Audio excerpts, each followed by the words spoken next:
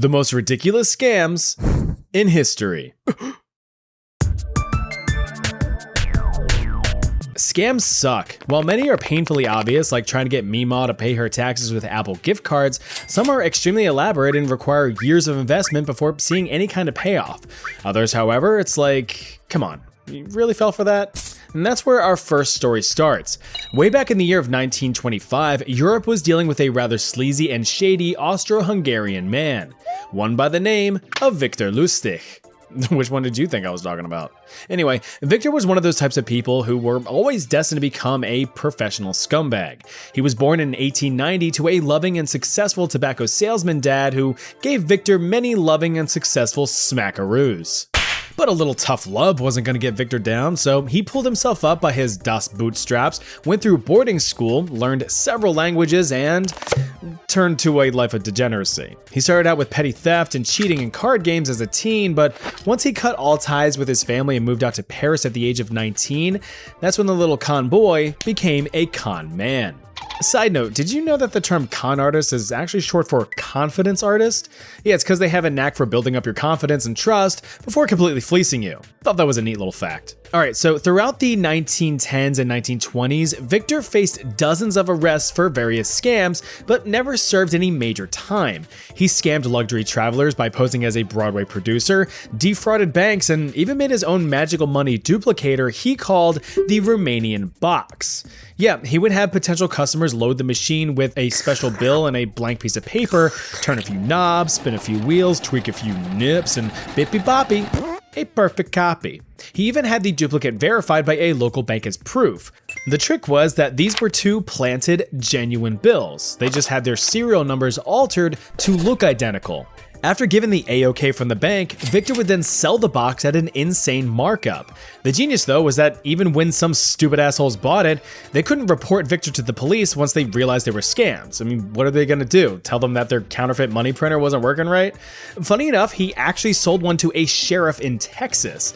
Once the sheriff caught on, however, he tracked Victor down and cornered him. Of course, Victor charismaed his way out of being arrested by bribing the upstanding lawman with thousands of dollars. They were all counterfeit. Pretty embarrassing. But sales of his money machines happened few and far in between, so he needed to think bigger. And being positioned in Paris in 1925, the answer was right in front of him. No, to the left a little bit. There you go. You see, the Eiffel Tower, as iconic as it is today, was never actually supposed to be a permanent thing. It was built for the 1889 World's Fair and was planned to be dismantled by 1909. So, by 1925, some local Parisians thought the rusty and weathered tower had overstayed its welcome. Victor had spotted a headline in the paper discussing the financial burden that the tower was, with expensive maintenance costs and such, but a particular line caught his eye, talking about how the government should look into selling the tower for scrap.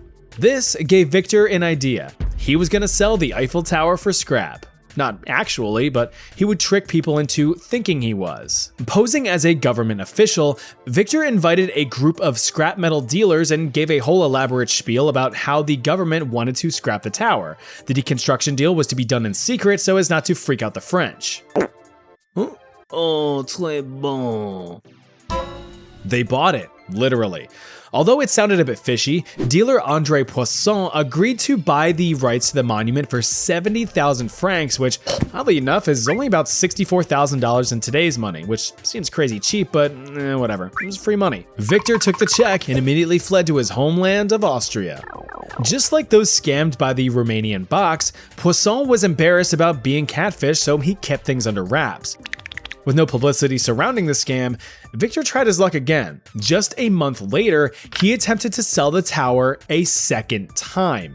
But during this attempt, these scrap dealers weren't dealing with the scrap, so they called the cops.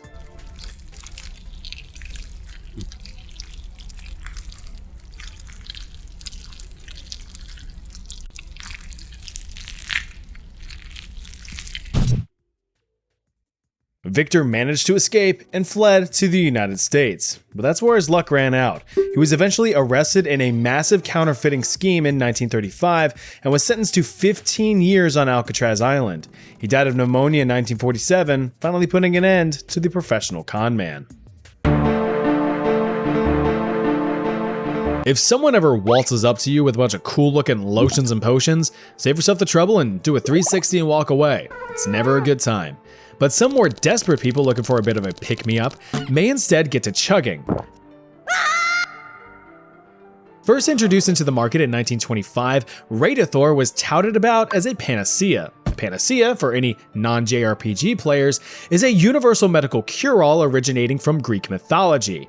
Fixes any and all ailments: depression, bad cough, high blood pressure, backwards knees, even turning men's sad floppers into hardened showstoppers. Well, hey there, little guy. But Radithor was no such miracle. The mind behind this medical wonder was William John Aloysius Bailey, a Harvard University dropout who claimed that he was a licensed medical doctor. He was not. So what was Radithor? Well, I'm sure you smart fellas and fellettes can piece it together by the name. Radithor was a small dose of radium salts dissolved in water. That's right, radioactive water. Now, what you have to understand is, at the time, the science surrounding radium was not well understood, with the unstable element having only been discovered a few decades prior by Madame Marie Curie and her empty-bladdered husband, Pierre. While there had been some research showing promise for radium as a medical treatment, mainly its ability to shrink cancerous tumors, it still required extensive testing to potentially use radium in a safe and practical way. But that didn't stop enthusiastic and money-hungry doctors from prescribing the stuff like crazy. In the early 1900s, radium products were the hottest thing since commercially sliced bread, which actually wouldn't be invented until 1928. You had pills, syrups, powders, and foods, even radium underwear for the flaccid dudes. But the only thing worse than a radium gut were the radium suppositories that go in your butt. Yep, they're all real products, all real merch. You can see for yourself with a Google search. William Bailey over here, who was 0% doctor but 100% greedy, hopped aboard the Radium Express to Moneybag Junction.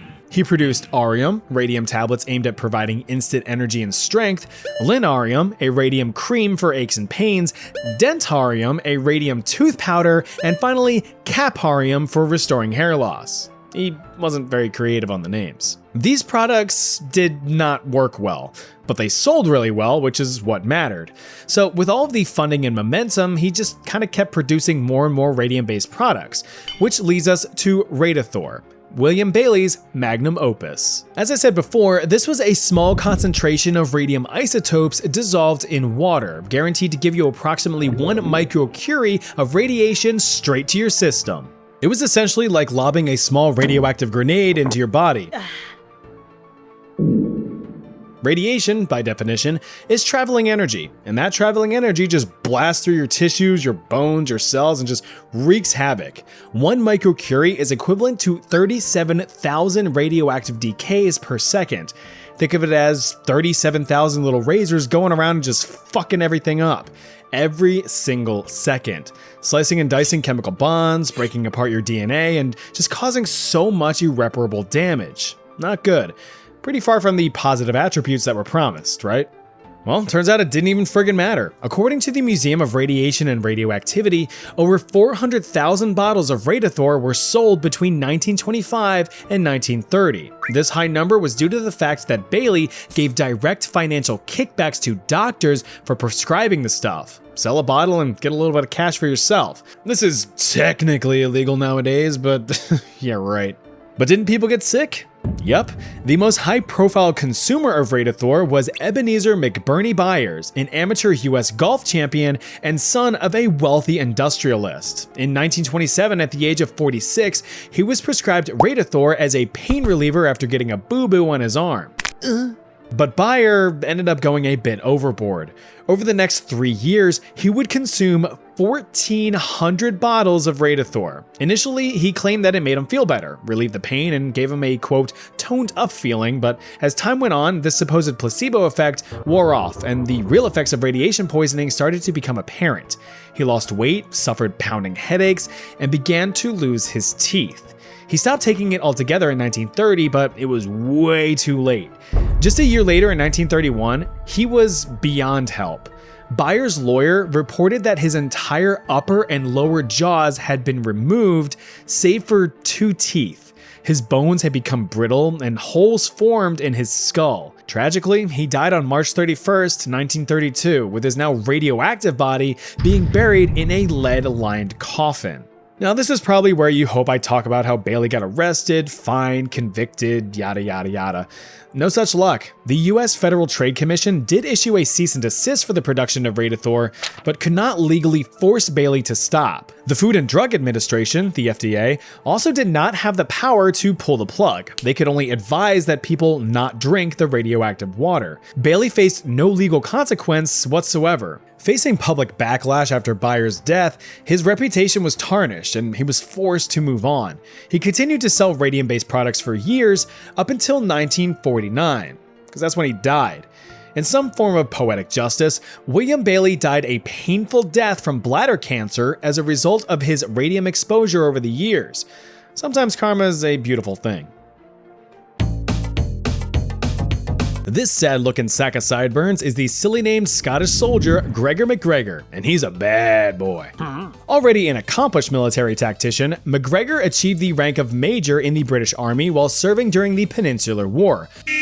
However, after an argument with a senior officer over, I don't know, British things, old Greg was discharged from service in 1810. Now disgraced and poor, he angrily sailed to South America to seek his fortune as a mercenary for hire. There, he used his military expertise to fight back the smelly Spanish during Venezuela's war for independence, ranking himself up to a brigadier general in the process. He even wifed up a very lovely cousin of the great liberator himself, Simón Bolívar. Nice work, Greg. Yes, sir. Thank you, sir. But of course, the revolutionary effort started hitting a rough patch. Greg began losing ground in various Spanish counterattacks. By 1820, General MacGregor was forced to retreat into the Mosquito Coast. There, he met the anglicized Mosquito King himself, George Frederick. In case you were curious, he was not an actual mosquito, just king of the mosquito people. Anyway, the Wingless King, having a pre-existing cooperative agreement with MacGregor, granted him tactical authority over a sizable district of land positioned smack dab on Honduras' bulge. The area, dubbed Poye, was a very real land grant to Greg, but his position put him at a disadvantage. After a string of military failures, he was effectively isolated, and being a mercenary, some of his allies had turned on him. So, while others saw success in their own revolutionary campaigns, Greg was forced to carve his own path to wealth and status. Now the proud owner of huge tracts of land, Greg got to work with a plan. Whether his intent was malicious or not is debatable, but what is known for certain is that Greg made several attempts to rub weenuses with some of the big financial bros of the age, the most notable being rich bald boy Nathan Rothschild. Inconceivable! Greg was looking for a direct cash injection to develop the area of Poye into a thriving town, but like a retirement home that lost its denture fund, no one was biting. So he traveled to London looking for more investors. At the same time, the newly independent countries of Peru, Chile, and Colombia were also looking for some moolah to tap into the region's potentials. They were able to secure funding through various bond issues on the London Stock Exchange. Now, here's a Financial Friday lesson for you. Learn about money, learn about cash. It's Financial Friday. The purpose behind a bond issue is to raise money for a larger project, like, say, developing a whole-ass country. Bonds are issued out by the owner, in this case, Gregor MacGregor. These bonds are then purchased by eager investors at a guaranteed interest rate that is set to mature at a later date, meaning that no more interest is paid out, and that bond can be cashed out for the original amount plus the interest. Essentially, you're tying up money in a project, but you're guaranteed money back and then some for your troubles. Selling money to make more money. Rich people things. So with a bunch of rich folk finger blasts in South America with oodles of cash, there was a real craze going on. I mean, every investor believed that these countries housed untapped resources, so it was basically free money. And if there's something that any person drips their drawers at, it's free money. So with all this momentum, Greg saw his opportunity, but he needed to sweeten the deal a bit.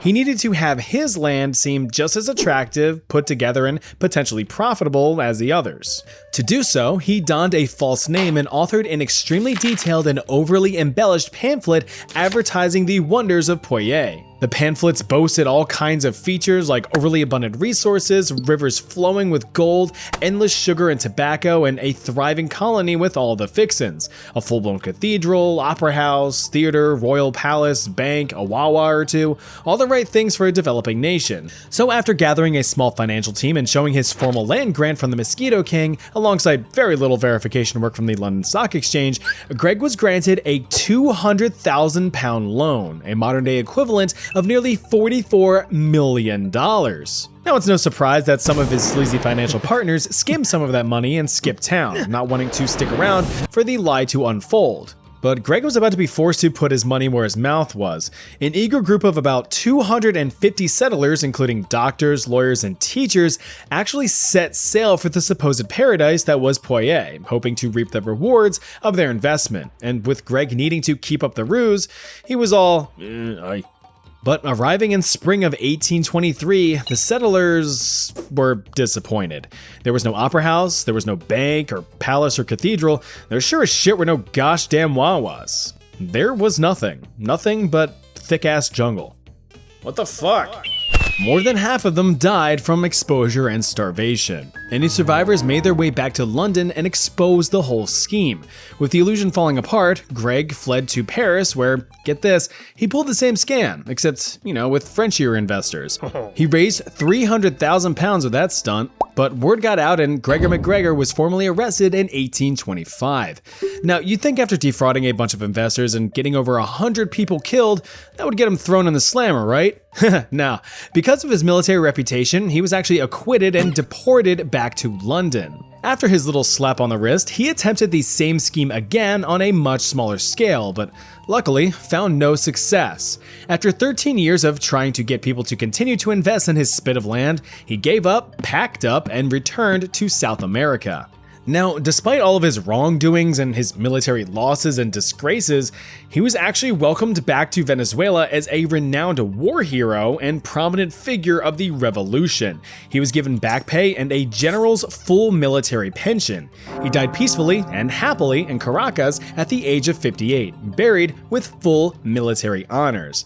As for the region of Poye, it remains largely an undeveloped stretch of jungle to this day, ready to give any would-be adventurer a hefty case of swamp ass. In today's day and age, robots are all around us. They make our products, serve our food, save our lives, and even deliver our most discreet packages. That's my new leaf blower that vibrates. But back in the days of yore, robots, or automatons, were something of a novelty. Created as far back as the 4th or 5th centuries BC, automatons performed simple, repeated actions in a mechanical loop. They were a wonder to look at, physical embodiments of engineering genius. All the cogs, gears, whistles, and wheels could captivate audiences who marveled at their complexity. Jump to the 1700s and automatons were getting a ton of attention. A bunch of master craftsmen were churning out stunning masterpieces. Swiss watchmaker Pierre-Jacques Dreux meticulously manufactured the musician, which played an organ, the draftsman, which drew one of 4 different images, and the writer, which wrote out custom messages using its cold mechanical fingers holding a quill. You also had obviously French and rather droopy looking fella Jacques de Vaucanson that created the digesting duck, which would eat pellets and subsequently shit out a poop a little bit later. Real compelling stuff. While absolutely impressive for the time, they still had their limits. They could only perform a small amount of pre-programmed tasks, unable to operate outside of their rather strict mechanical boundaries. But what if automatons could do more, like, say, interact with humans or directly respond to their environments? Hey, I got an organ you could play. Well, it turns out Hungarian engineer Wolfgang von Kempelen wanted to create such a machine. Not for the general advancement of technology, mind you. Nah, he wanted to do it to impress an empress, the debatably beautiful Empress Maria Theresa of Austria. Already in her good graces by being a successful advisor, Wolfgang wanted to go the extra mile, maybe even get close enough to tongue punch her chin folds. After witnessing the Empress react favorably towards a fancy pants magician in court one day, Wolfgang made an outburst, pledging that he could outdo the illusionist. Using his engineering expertise, he spent months developing and constructing the Mechanical Turk. Invented in 1770, the Mechanical Turk was an automaton that could play real games of chess against real human players. The Automan was clad in Ottoman robes, complete with a silky smooth mustache and a turban to boot. The entire android was attached to a large desk which housed the seemingly complex mechanics within and a simple chessboard above. When a player challenged the Turk, the mechanical man was capable of reacting to any move in real time, picking up and moving its own pieces in response. This was something that was never seen before, an automaton that could think and react to its environment, which is cool and all, but this machine wasn't just playing chess, it was beating all of the top players within the Hungarian aristocracy. Naturally, everyone was astounded and Wolfgang succeeded in wowing the Empress, receiving cash monies and a political thumbs up, but no lickety of her split. However, as you'd expect, the Mechanical Turk was too good to be true. Although many audiences applauded, they had all been defrauded. It was all fake. So let's take a look at how this illusion actually worked. Before a performance, the mechanical cabinet would be opened and presented to viewers, one door at a time. One side housed those impressive looking cogs and gears, but in reality they didn't really do anything. They more or less made illusory mechanical whirring and grinding sounds to add to the show. The other side appeared comparatively empty. But what spectators didn't see was a human chess master housed in the cabinet. Since it was only opened at one side at a time, the chess master would contort himself to opposite sides, remaining out of view. When the cabinet was closed, he would assume the position and begin the game. When it was time to make his move, the chess master below utilized a complex pantograph, which was able to translate his finger and hand movements to that of the Turks, picking up pieces on an identical board within the cabinet below and placing them back down to complete a turn. But how did the chess master know exactly where his opponent's pieces were? Fucking magnets. That's how that works. The live chessboard was positioned directly above the chess master's head. Attached to each space was a small magnet on a copper wire. Dimly lit with just a single candle, the chess master tracked movements of each piece as the opponent made their move. When a piece was lifted, that magnet dropped. The piece then picked up a new magnet in the new space where it was placed. The chess master would then copy this move onto his second chessboard in front of him to keep track of the whole game. Rinse and repeat until checkmate and you've got yourself a chess-playing robot. But you don't really. It's just a dude remotely playing chess. Still impressive, mind you, but not truthful to what was being claimed. Although pressured to continue showing the Turk around in many venues, Kempelen didn't want to keep up the illusion, so he dismantled it. But after the Empress bit the dust and her son Joseph II took over, Kempelen was ordered to reconstruct the machine and take it on a tour across Europe. There, it played and defeated some of the greatest chess players of the time. He even beat Benjamin Franklin. Though it's gotta be said that some famous figures figured the feature to be fraudulent. The weak and weary Edgar Allan Poe voiced his opinion of human players being concealed within the cabinet, which there were. The truth is, several different chess masters played the part of the Turk over the years. Why? Money. What, you think playing chess for a living put food on the table back in the day? No.